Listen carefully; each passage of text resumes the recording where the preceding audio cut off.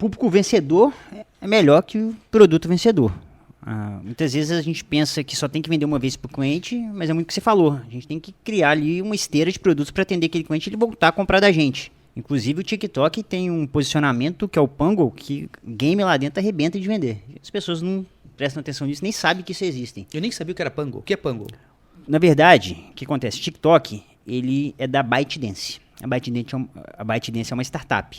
E dentro das empresas que ela tem um Pango também, que aparece os anúncios nos joguinhos. Tipo aplicativo? Tipo aplicativo, joguinhos que você tem no telefone. Legal. Então os anúncios aparecem ali. Então quando você está colocando ali o posicionamento, você pode escolher se só quer no TikTok ou se quer no Pango também. Então a gente muitas vezes, dependendo do produto, dependendo do público, a gente coloca ali só o Pango. Alguém sabe disso? Eu sei, né? Agora vocês estão sabendo Agora vocês também. estão sabendo. Mas é bem isso. Então assim, a gente procura vender mais de uma vez para o mesmo cliente. Claro que existe a questão do produto vencedor, que às vezes você acerta. E não vou ser hipócrita, não. Isso é muito bom para levantar caixa muitas vezes. Você levanta um caixa ali. Mas é difícil achar um produto vencedor com margem suficiente para você escalar. Concordo, 100%. Só que pensa a pessoa que está começando e ela começa a ter o primeiro produto dela vencedor. Mas aí que tá, essa pessoa não pensa em faturar 1 milhão por mês. Ela pensa em fazer o quê? Primeiro os seus 5, 10 mil. Aí é totalmente aceitável. Exatamente, mas é isso que eu tô falando. Então, às vezes, é esse produto vencedor que vai dar caixa e vai dar segurança para ela começar a construir uma marca, entender o que é o LTV para construir um negócio a longo prazo. Inclusive, muito mais rápido, cara, pega a Adminer da vida, vai lá ver o que a galera tá vendendo e replica. Porque para quem tá começando e não ainda entendeu que pode faturar 100, 200 mil por mês, é a melhor maneira para achar produto que tá vendendo. E você não precisa ficar bilionário com aquilo, você precisa fazer caixa e ganhar dinheiro. E uma outra coisa também, a maioria das pessoas que estão começando, cara, elas não querem ganhar 10 mil, 50 mil, porque elas acham que isso é mentira, que não existe. O cara quer ganhar 3, 4 mil.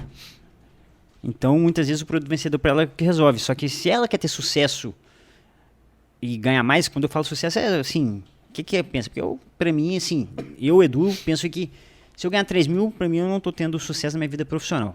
Edu, eu respeito quem concorda em ganhar 3, 4 mil, enfim, cada um.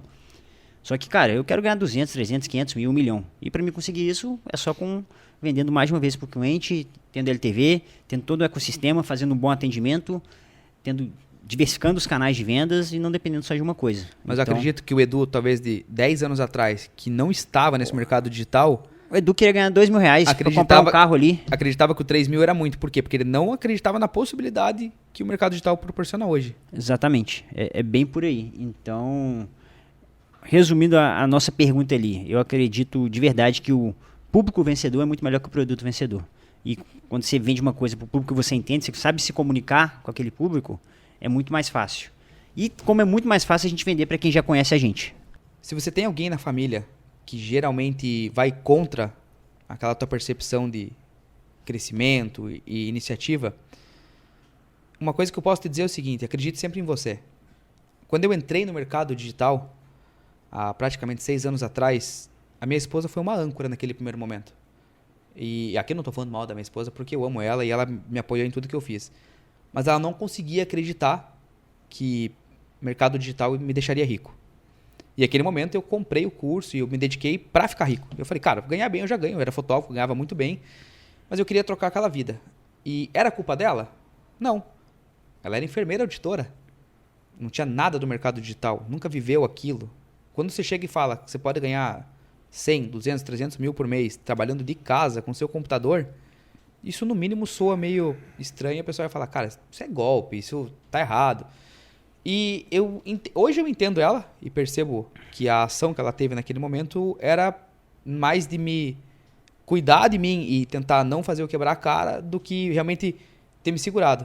E esse fator, cara, ele foi primordial, porque naquele momento eu ignorei tudo que eu ouvia dela, inclusive dos meus próprios pais, e eu falei, cara, eu acredito nisso e vou fazer dar certo. Quando eu decidi largar a fotografia, que eu já estava ganhando dinheiro no digital, meu pai foi lá na minha empresa, você é louco?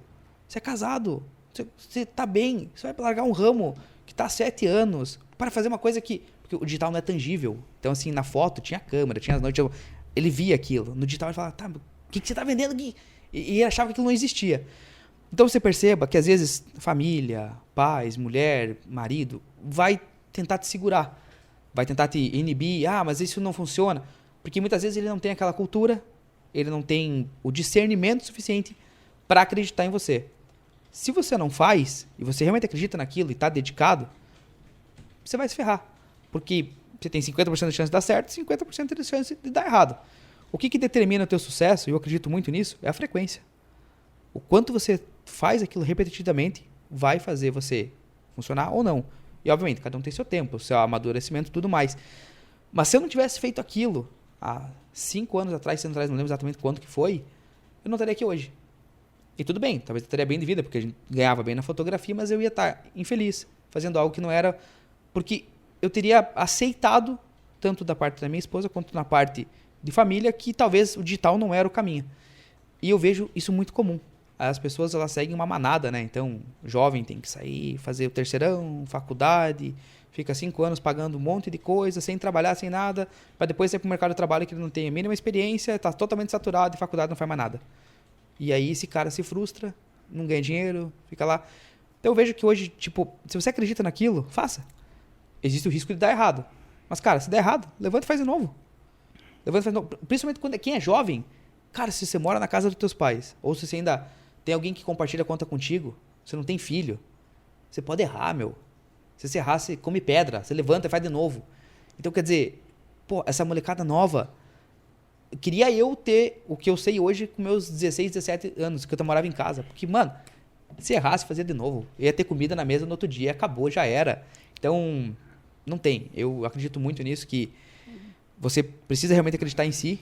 E se às vezes alguém tentar te incentivar ou falar algo assim, sempre pondere. Tipo, pô, às vezes ela tá falando por quê? Porque não conhece, porque não sabe. Porque às vezes aquilo vai te segurar e às vezes a tua vida poderia ser muito próspera, bem próximo. E você deixa aquilo de lado. Eu sempre falo uma coisa com o meu time, que eu até brinco, se a gente não errar é que tá errado. Então no mercado digital é normal errar. No mercado digital, antes, né, eu já quebrei 2 empresas. Quem me conhece, me acompanha, sabe que eu levava meu filho na escola, deixava ele na escola, ficava dentro do carro com o computador estudando, que eu sabia que só dependia de mim, tudo contra mim, mas eu sabia que ia fazer aquilo virar. Como não tinha dinheiro de gasolina, voltar para casa, ficava dentro do carro, computador ali, falando, cara, eu vou fazer isso dar certo, que eu acreditava, cara, que só dependia de mim, e não importava o que acontecesse, eu ia passar por cima daquilo. Só que o principal fator dessa virada de chave foi justamente o que você falou, cara, eu parei de escutar as pessoas, eu respeitava a opinião, mas eu fechava o olho e falava, cara, eu vou conseguir. E é isso, cara, não é que eu sou muito acima da média, que eu sou acima da média, que eu sou um gênio, não é isso. Só que todo dia eu sei o que eu tenho que fazer e vou lá e faço, eu executo. Eu sento a bunda na cadeira e executo. Eu pago o preço que tenho que pagar. E olha que eu sou procrastinador pra caramba.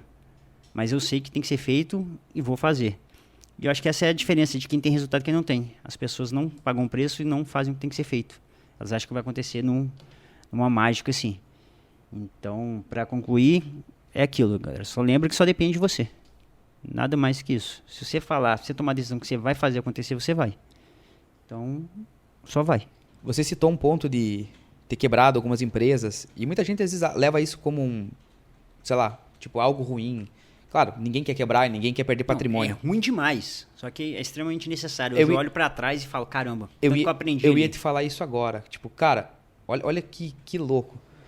Com 17 anos, eu montei minha primeira empresa. Meu pai vendeu a antiga Telões e Companhia, que era uma empresa de locação de equipamento de filmagem. E era o que eu sabia fazer, eu não concordava com a venda, eu fui lá e fiz um empréstimo no banco. Fiz um empréstimo no material de construção, montei um escritório de depósito, comprei um monte de equipamento, confiando que todos os clientes que eram da empresa iam ficar comigo. E na real não aconteceu nada disso. Meu pai ligou para os caras e falou, eu vendi a empresa, vocês vão trabalhar com o cara que comprou e não com o Maurício porque ele não tem equipe. Me ferrou. E na real aquilo foi a maneira dele me ensinar, tipo, a fazer a parada acontecer e ter que me virar. Porque eu só vendendo a empresa porque eu fiz merda, né? Só que olha a sacada, mano, tipo, cara, literalmente, meu pai usa uma expressão, contar com ovo no cu da galinha. Eu fiz um monte de conta, comprei um monte de equipamento, acreditando numa coisa de evento que não aconteceu. Resumo da ópera, eu tinha um monte de cheque predatado, chegou no dia e não tinha dinheiro. Esse cara que pegou os cheques que me vendeu os equipamentos, ele era advogado, ele executou e tomou meu carro. Tô eu um dia trabalhando, chega o oficial de justiça com a polícia militar. Prenderam meu carro. E tipo assim, cara, meu pai tava lá, ele e meu irmão mais velho. Bom, aquela vergonha foi a maior vergonha que eu tive na minha vida. porque eu não tinha o que fazer. O cara ia levar meu carro de qualquer maneira, porque aquilo era o pagamento da dívida que eu tinha. E aí eu tive que baixar a cabeça, pedir ajuda pro meu pai, não financeiramente, porque ele não ia fazer. Ele queria, tipo, fez a conta, se vira para pagar. Mas sim para gestão, porque eu não tinha gestão. Eu falei, cara, preciso que você me ajude a gerir o que eu ganho para tentar pagar isso aí. Ele conseguiu fazer um acordo com esse cara do carro, consegui pegar o carro de volta, porque era um objeto de trabalho. E eu comecei literalmente assim, a pegar todo tipo de trabalho possível na face da terra para pagar a conta. Então ele me dava R$ 20 para almoçar, eu não morava mais em casa. E aquilo tinha que viver. Era o meu dia, ele pagava exatamente as contas do mês e eu não tinha mais nada para gastar. Não tinha lazer, era só pagar. O que isso tem a ver com o digital ou com o Maurício atualmente? É que o quebrar daquele momento me fez entender que eu justamente errei num processo de maturidade. Eu nunca tinha tido uma empresa, fiz um monte de empréstimo, acreditando que A, B ou C ia acontecer, e nada disso deu certo. Fui pro fundo do poço, em 6 meses eu me levantei e faturava muito mais que a empresa que meu pai fazia. Ah, mérito só meu? Não, ele me ajudou a organizar todos os processos, que eu não tinha conhecimento, mas eu era trabalhador pra caralho, eu não tinha horário, eu não tinha... Cara, eu era um cavalo carregando peso o dia inteiro. Beleza. Mas o que eu tirei disso? Que literalmente vai acontecer momentos ruins. Não tem como. Não tem como. Se você pegar hoje... E não estou dizendo que quebrar é uma regra. Mas a grande maioria dos caras que eu vi de sucesso muito grande, milionários, bilionários, quebraram. E isso não quer dizer que você vai quebrar. O que significa o quê? Que vai ter momentos de baixa. Como em dezembro do ano passado, a gente levou um bloqueio de mais de 500 mil da Cielo, eu quase quebrei de novo. E aí, vou fazer o quê? Vou sentar e vou ficar chorando? Isso vai voltar meu dinheiro? Não vai. Então, você tem que ser resiliente para aguentar os tombos. Isso pode ser pequeno, pode ser grande. Tem gente que, cara, um simples bloqueio, um simples processo que acontece no mercado vai deixar o cara desmotivado e ele vai pensar em parar. Agora, o que garante você chegar onde você quer, o sucesso, a prosperidade que você almeja? É resiliência. É o quanto você aguenta tomar pancada e ficar de pé. E eu vou te dizer, o mundo não é as 1000 maravilhas. O mundo é cruel, porque as pessoas que estão lá, cada um enxerga somente o seu. Então, o advogado estava errado em tomar meu carro? Não, cara, ele me entregou os produtos. Eu não paguei. No momento, cara, o cara era meu amigo, eu fiquei puto. Falei, cara, esse cara é um filho da mãe, me sacaneou. Porra, pera aí, o cara me entregou o produto. Ele pagou o produto antecipado. Eu era o filho da mãe da história. Então, quer dizer, saca? Você começa a amadurecer, você começa a ver que as coisas têm um porquê. E daquele dia em diante, eu aprendi 2 coisas. Primeiro, cara, eu vou ter que trabalhar muito mais do que eu trabalhava. E a vida é assim. E segundo, não faço nenhuma conta, com longas parcelas, com dinheiro que eu não tenho. Tenho dinheiro na conta para pagar 3, 4 parcelas, eu compro. Ah, mas, pô, eu queria ir lá comprar uma Porsche agora. O banco me dá crédito para fazer isso. Vai lá, pô, eu consigo pagar 15, 20 mil de parcela. Aí eu não sei amanhã. Sei lá, vai que amanhã dá tudo errado e eu vou conseguir honrar 1 ano de parcela? 2 anos de parcela? Não faço mais isso. Então eu aprendi o seguinte, cara, trabalho com hoje, com uma previsibilidade longa e curta, mas sempre garantindo que aquilo tem que ser o mínimo viável e seguro. E isso mudou totalmente a minha realidade de vida. Eu acredito que nada acontece por acaso. Então a gente tem dias ruins, passam momentos ruins, mas eu procuro sempre olhar o lado bom das coisas. Porque, cara, o que você falou, nem tudo é uma maravilha, nem tudo vai ser legal. E vão ter dias que você não quer levantar da cama, mas é nesses dias que você tem que tirar força e lembrar e olhar o lado bom do que está acontecendo. Porque eu já vivi algumas situações, por exemplo, que eu entrei em casa que tinha criança enterrada no quintal com morreu de fome. E ali eu vi que era problema de verdade. Então, por mais que a gente passe uma dificuldade, não quero falar que um problema é maior que o outro, nada disso. Mas, cara, olha o lado bom das coisas, tira o aprendizado daquilo ali e segue em frente. E eu tenho certeza que esse dia que o cara tomou o carro ali, cara, você nunca esqueceu disso, foi um aprendizado que faculdade no mundo não ia te ensinar. E comigo foi a mesma coisa. Eu passei vários momentos ruins, ainda tem momentos ruins ainda, que a gente passa, todo mundo, normal. Só que eu procuro sempre o lado bom das coisas, agradeço pelo que eu tenho e sigo em frente, porque eu sempre me conheço nisso. Cara, eu sei que só depende de mim no final. Se eu quiser que as coisas derem certo, que as coisas aconteçam, eu sei que só depende de uma pessoa, que é de mim. Se eu acreditar em mim, tenho certeza que vai dar certo. Edu, você é um cara que eu admiro, que eu respeito muito pelo mercado, pela resiliência, pelo caráter. Mas eu vejo que, a ambição que você tem de correr atrás, de ser um expert muito grande, ter sucesso na tua agência, nos lançamentos, é muito parecido com o meu.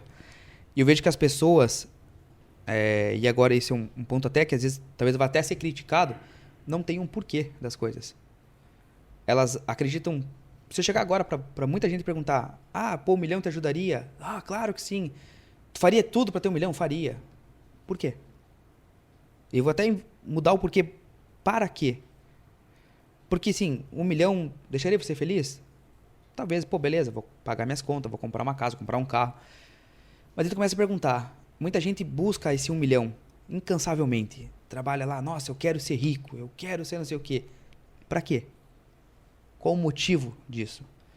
E quando eu entrei no digital, o meu pra quê era muito grande. Minha esposa já tinha uma certa idade, então a gente queria casar e a gente queria ter filho.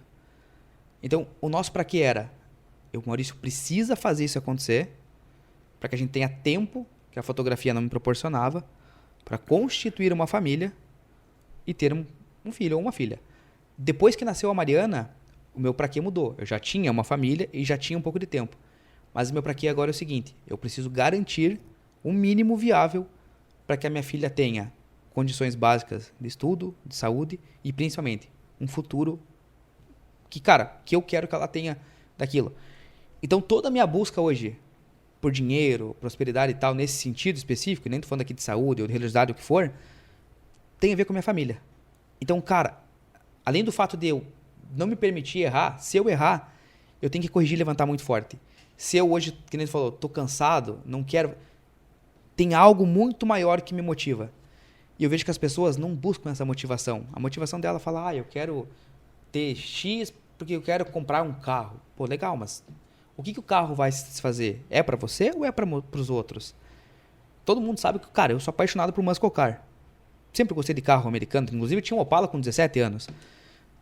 Por que eu quero um Mustang, quero um Dodge, alguma coisa assim? Eu sou louco por isso. Então isso iria satisfazer um prazer meu. Pô, legal. Agora tem muita gente que quer comprar as coisas ou por uma birra de família, para provar para A, B ou C que é melhor. E eu vejo que isso não é forte. Então por isso que muita gente não consegue seguir adiante. Leva o primeiro tombo e fica, porque não tem um pra quê. E eu acredito que, da mesma maneira que você também pensa muito assim, porque pra nós acho que família é a base. Então, da mesma forma que a Mariana pra mim é o que me motiva todos os dias a fazer 1% melhor, o Benício é igual pra você. Cara, não tem dúvida disso. Quando eu penso no Benício, eu fico pensando, o que ele vai pensar de mim? E querendo ou não, eu lembro de algumas situações que eu fiz ele passar e falei, por que eu coloquei um filho no mundo pra ele estar passando por isso? E quando eu lembro daquilo, eu falei, não vou passar aquilo de jeito nenhum. Então eu posso estar com sono que for, posso estar cansado que for, que eu vou levantar ali e vou fazer o que tem que ser feito. Então, eu não estou preocupado com o que os outros pensam. Antes eu me preocupava muito. Não, eu quero ter X carro porque o outro vai pensar isso. Eu quero ter tal roupa porque eu estou pensando isso. Foda-se pra isso. Sabe? A única coisa que eu preocupo é o que eu motivo ali, né? Quero poder deixar de fato... Nem deixar de fato, a única coisa assim, o que você quer? Eu quero que meu filho tenha orgulho de mim. Quero que meu filho tenha orgulho de mim. Que ele fale assim, caralho, meu pai é foda. Sabe? Então, é isso que me motiva. E...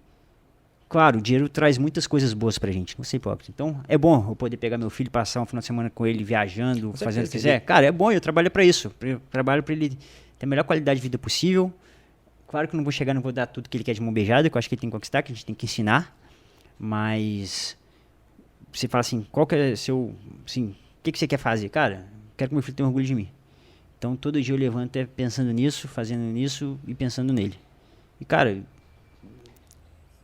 E um dia me falaram o seguinte, o Benício não tinha nascido ainda, né? Então falaram o seguinte, pensa na pessoa que você mais ama no mundo. Falei, pensei. Aí a pessoa virou pra mim e falou, quando seu filho nascer, você vai saber o que é amor de verdade. E na hora que eu segurei ele no colo, que eu falei, tava certo. Então, o digital proporciona isso pra gente, né? E uma coisa que eu entendi tem pouco tempo também, que dinheiro é consequência das coisas. Se a gente botar o dinheiro, que é só o dinheiro, não vai. Então, o dinheiro é consequência das coisas. Então, eu sou completamente apaixonado pelo que eu faço. Sou completamente apaixonado por trabalhar e estar no mercado digital e prestar serviço e fazer TikTok e tudo mais. Por quê, cara? Porque isso me traz muitas coisas boas, me traz liberdade, me traz tempo de qualidade com meu filho, enfim. E a gente sempre vai bater na mesma tecla. Por quê? Porque eu tomei essa decisão, pensei, pô, só depende de mim. Então eu não tô preocupado com o que o A tá pensando, o que o B tá pensando, tô nem ligando pra isso. Tô preocupado em fazer o meu e tá bem comigo mesmo, tendo tempo de qualidade com quem eu amo e que meu filho olhe pra mim e fale, caralho, meu pai é foda. É isso que eu tô preocupado. Uma coisa muito massa é que, no nosso caso especificamente, existe um filho no meio da relação onde influencia. Mas às vezes a pessoa tá vendo, mas eu não tenho filho, como é que eu... O que que pode... Não importa o teu pra quê, isso é teu, isso é íntimo teu. Então, há 5 anos atrás, quando eu trabalhava com fotografia, também trabalhava que nem um louco, incansavelmente, o meu pra quê era ter qualidade de vida. Porra. E não é errado. É isso que eu quero dizer. Então, eu acho que até o pra quê, ele vai mudando conforme vai passando o tempo. Então, pô, legal, se você não tem filho, e cara, o teu pra quê é comprar um carro, comprar uma casa, perfeito. Tá tudo bem. Mas algo tem que te motivar real, emocionalmente. Porque se isso não for sincero, a hora que você cair, cara, você vai falar, aqui tá bom, esquece. E você nunca pode cair nessa fase de falar, nossa, aqui tá bom. Se aquilo que você busca realmente é muito grande, cara, e é real, tá bom, não existe. A zona do conforto não existe. Você sempre vai estar indo além. Mas eu só vejo problema se o cara quer comprar um carro, uma casa, quer comprar uma roupa, um tênis, quando ele tá preocupado não com o que ele vai sentir, mas com o que os outros vão pensar. Então, é isso que eu falei. Isso, aí eu vejo um problema. Não é dele. Não é dele. Então, e tá tudo bem. Né? Se eu quero comprar um carro de 1 milhão, cara, se for pra mim, por mim, não tô ligando pros outros, é uma coisa que é minha, pra mim tá tudo bem. Agora, se o cara já tá preocupado com que os outros, vou comprar esse aqui porque ali eu vou ser mais respeitado, porque eu vou conseguir, aí eu acho que já tem tudo pra dar errado. Então, eu preocupo com o que eu penso, acho que as pessoas deveriam preocupar com o que elas pensam, não com o que os outros pensam.